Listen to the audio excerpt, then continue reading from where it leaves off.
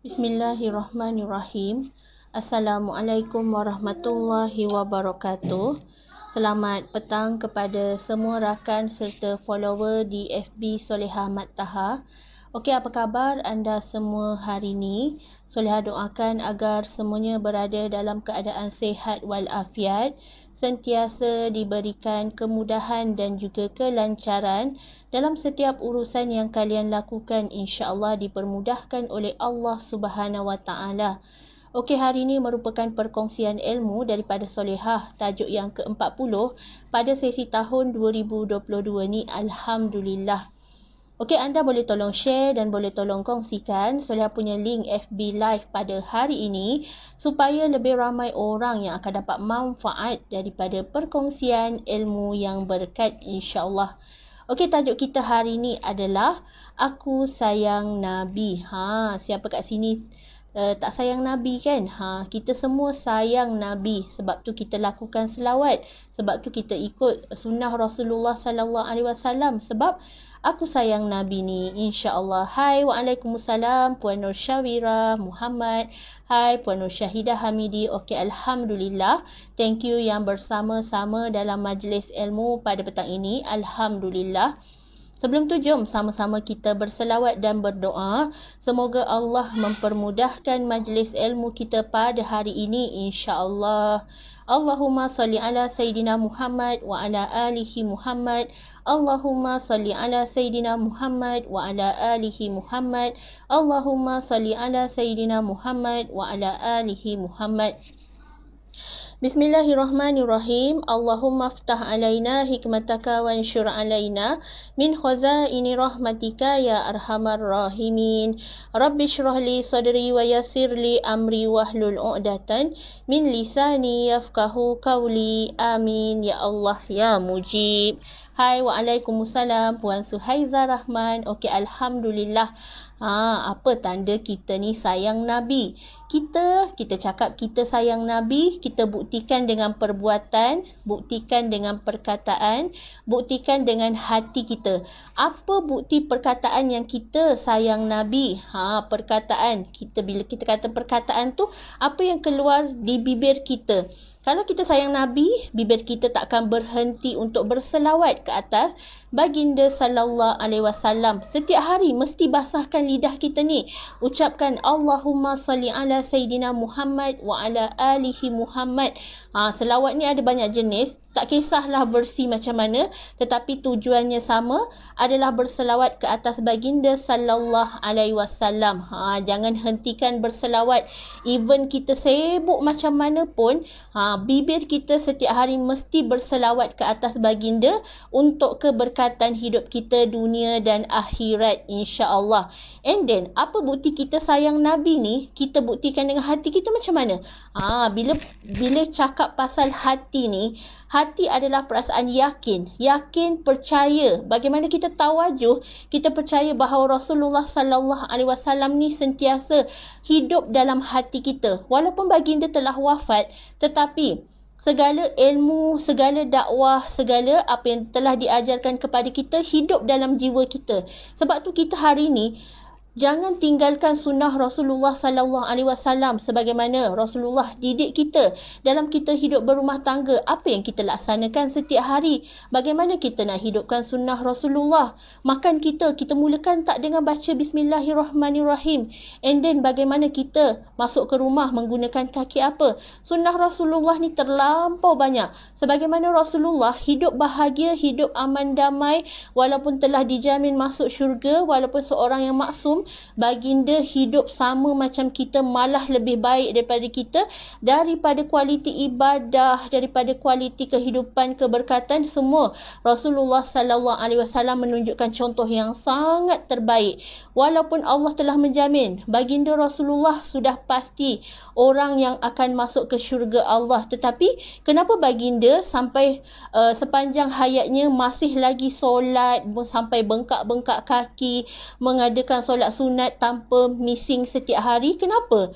Sebab itu adalah tanda kesyukuran dan kita nak buktikan kesyukuran kita adalah dengan hati. Adakah kita ikhlas beribadah? Adakah kita ikhlas berdakwah? Adakah kita ikhlas bersahabat dan bina silaturahim? Itu adalah dasar daripada hati. Keikhlasan hati kita. Apa yang kita lakukan hari ini, adakah kita benar-benar ikhlas kerana Allah Subhanahu Wa Taala ataupun kita lakukan kerana makhluk? Ingat lagi sekali, kalau kita melakukan sesuatu perkara hanya kerana makhluk, maka kita akan kecewa, kita akan putus asa. Tetapi andai kita pasakkan dalam diri kita, kita lakukan apa-apa sahaja untuk ummah adalah kerana Allah Subhanahu Wa Taala, Allah akan angkat rasa kecewa, rasa putus asa, rasa bersedih tu tak ada. Tak ada lama dalam diri kita. Semuanya kita akan move on dan kita akan bangkit teruskan kehidupan kita.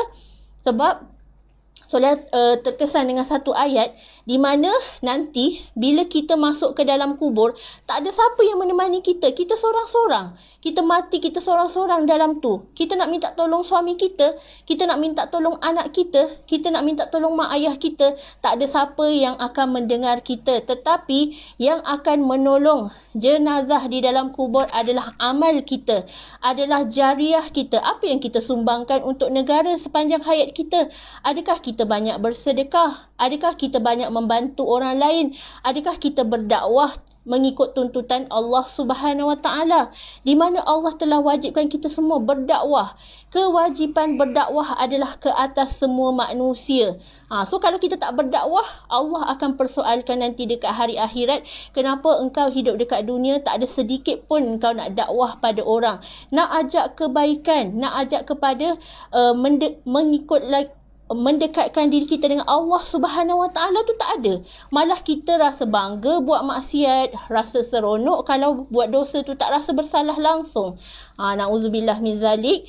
Semoga Allah pelihara kita dan kita buktikan melalui perkataan kita, perbuatan kita, mulut kita, hati kita, iktikad kita. Kita cakap kita cinta Rasulullah sallallahu alaihi wasallam, kita buktikan semua tu. Insya-Allah Allah akan memberi syafaat dan nanti di hari akhirat kelak Rasulullah akan berikan kita kelebihan di mana orang yang tak putus-putus berselawat akan diberikan ganjaran dan syafaat di hari akhirat kelak, di mana syafaat inilah yang akan membantu untuk kita masuk ke syurga. Dan kita apabila kita dapat syafaat, kita boleh memberi syafaat kepada ahli keluarga kita ke, adik-beradik kita ke yang kita nak, asbab kerana kita tak pernah tinggalkan sunnah Rasulullah sallallahu alaihi wasallam.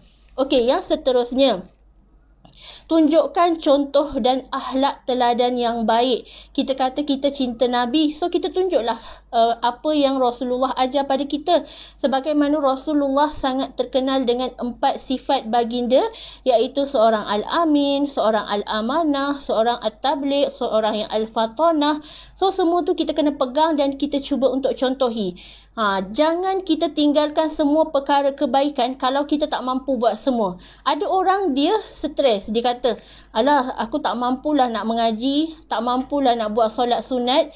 So bila dah kata macam tu, jangan kita tolak semua perkara kebaikan. Apa yang boleh kita lakukan? Sebagai contoh, dalam sehari, kalau kita mampu untuk buat solat duha, buat solat duha. Kalau tak mampu untuk berjaga malam, tak apa. Sekurang-kurangnya kita tak tinggalkan semua ibadah. Jangan tinggalkan semua perkara kebaikan andai kita tak mampu buat semua. Yes, tak apa, kita belajar slowly. Kalau hari ni kita tak mampu, insya-Allah mungkin minggu depan, bulan depan kita akan mampu. Sebab tu kita jangan tolak kebaikan. Nak buat dakwah, buatlah dakwah sebagaimana kita ajak ke arah kebaikan. Sebab kita tak tahu antara mana satu amalan yang kita lakukan setiap hari, mungkin asbab bersedekah ke, mungkin asbab kita berbakti kepada kedua ibu bapa ke, mungkin itu asbab kita, Allah memberi kita rahmat untuk kita masuk ke syurganya insya-Allah. Sebab kita tak tahu amal kita yang mana satu. Adakah kerana kita ni isteri solehah? Adakah kerana kita ni ibu misali? Kita tak tahu. Yang penting jangan tinggalkan semua perkara kebaikan kalau kita tak mampu buat semua. Ikut kemampuan. tuan. Yang penting kita istiqamah. Walaupun perkara tu sedikit ke, walaupun perkara tu kecil ke, tetapi janji kita buat secara istiqamah, insya-Allah, kerana istiqamah tu tersangatlah mahal. Ada orang dia boleh buat sekaligus, buat banyak sangat. Tiba-tiba esok lusa dia off. Sebab apa? Istiqamah tu tak sebati dalam diri. Sebab dia paksa diri dia untuk berubah secara drastik, tetapi dia tak faham konsep istiqamah tu bagaimana. Istiqamah tu adalah melakukan sesuatu perkara walaupun sedikit. Sedikit tak apa. Tetapi janji you buat sentiasa. Tak tinggal. Setiap hari buat. Bukannya on off macam Cik Smo. Kejap buat, kejap tak buat. Kejap pakai tudung, kejap tak pakai tudung. Tetapi tak apalah. Yang penting kita dah tahu dah. Aku nak tutup aurat. Tak apa, aku tutup. Labuhkan tudung dulu. Tutup paras dada dulu. Tak apa. And then esok kita tambah lagi.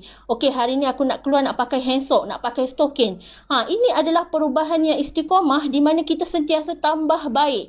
Walaupun tak secara terus menerus, tetapi ada perubahan sentiasa ke arah kebaikan. Okey, yang seterusnya. Sebarkan dakwah dan ajak orang buat baik.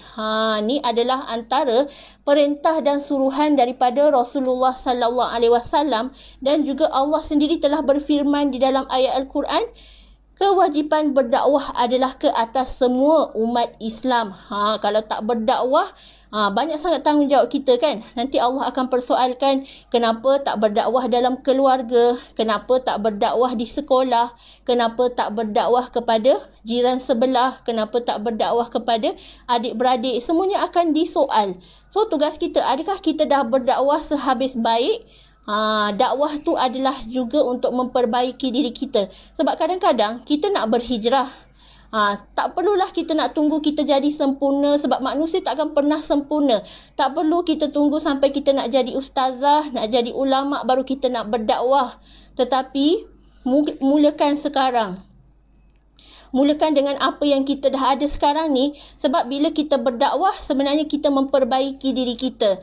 Dan dalam masa yang sama, kita cuba untuk menambah baik. Mana yang tak okey, kita tambah, kita improve, insya-Allah. Itulah tanda kita sayang Nabi. Kita kata kita sayang Nabi, kita buktikanlah dengan perbuatan. Apa perbuatan yang menunjukkan kita ni sayang Nabi? Kalau kita sayang Nabi, kita sentiasa ikut majlis-majlis ilmu, sentiasa bergaul dengan orang soleh, sentiasa hidupkan sunnah Rasulullah sallallahu alaihi wasallam dalam kehidupan kita, sebagaimana boleh hidupkan taklim, boleh makan berjemaah, boleh melakukan riadah bersama-sama, menyantuni isteri sebaik-baiknya. Kalau ada lebih 2, 3, 4 orang isteri, berlaku adillah.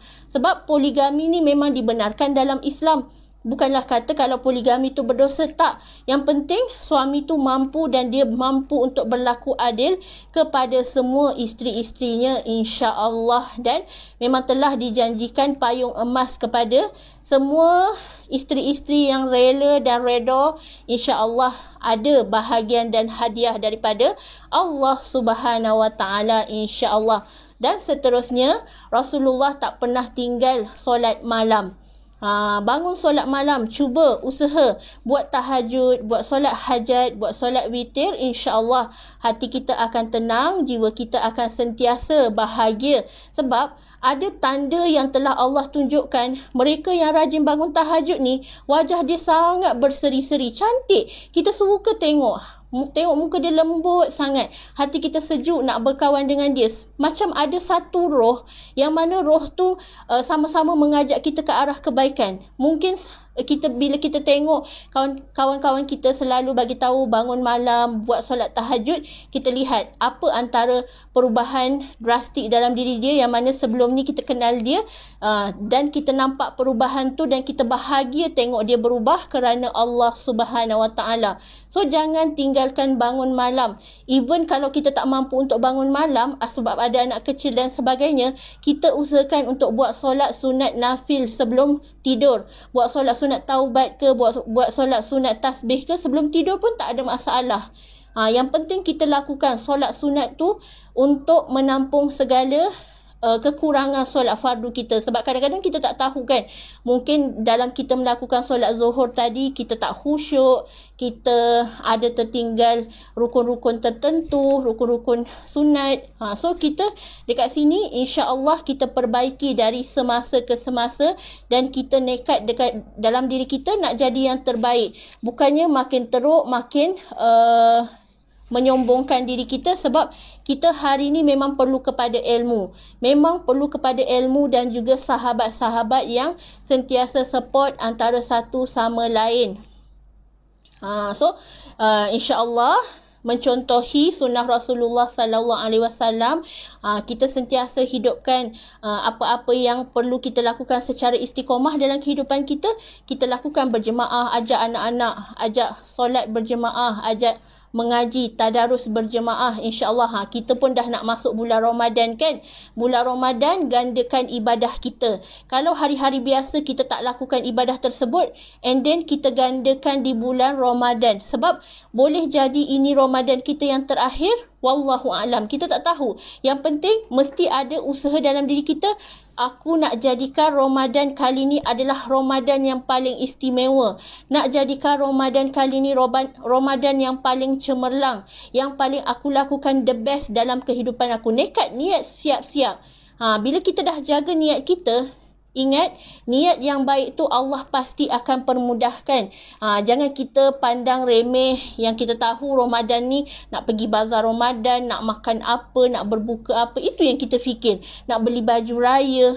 Sedangkan Ramadan adalah bulan beribadah. Ramadan adalah bulan 1000 bulan. Ada malam Lailatul Qadar.